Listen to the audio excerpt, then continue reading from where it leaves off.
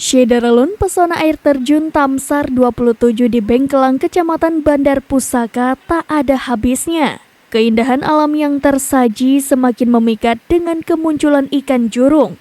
Ikan jurung atau ikan dewa ini dengan mudah ditemukan di aliran Sungai Tamsar 27. Keberadaannya di dalam air dengan mudah terlihat karena didukung air sungai yang sangat jernih.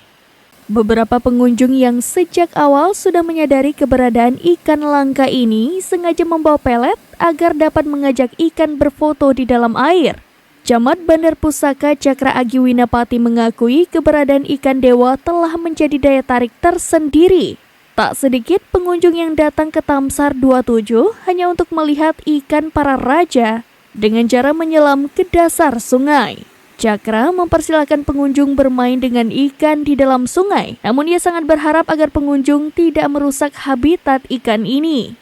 Pesan serupa juga disampaikan Juliansyah, pemerhati sejarah dan budaya di Aceh Tamiang. Kemunculan ikan ini dinilainya sangat penting untuk mengulas keberadaan kerajaan di masa lampau. Diakuinya, ikan ini sudah lama diklaim punah oleh masyarakat. Beberapa versi mengatakan kepunahannya akibat banjir bandang di tahun 2006.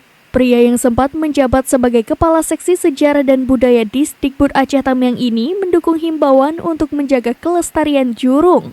Sedikit dikisahkannya, ikan jurung dulunya menu khusus yang disajikan rakyat untuk para raja. Para raja yang menyukai ikan ini kemudian memerintahkan rakyatnya untuk mengembangbiakannya. Dari mitos yang beredar turun-temurun, ikan ini hanya hidup di hulu dan bila ditemukan di hilir maka akan menjadi sebuah pertanda alam. Dari Aceh Tamiang, Rahmat Wiguna, serambinews.com. Download Tribun X sekarang, menghadirkan lokal menjadi Indonesia.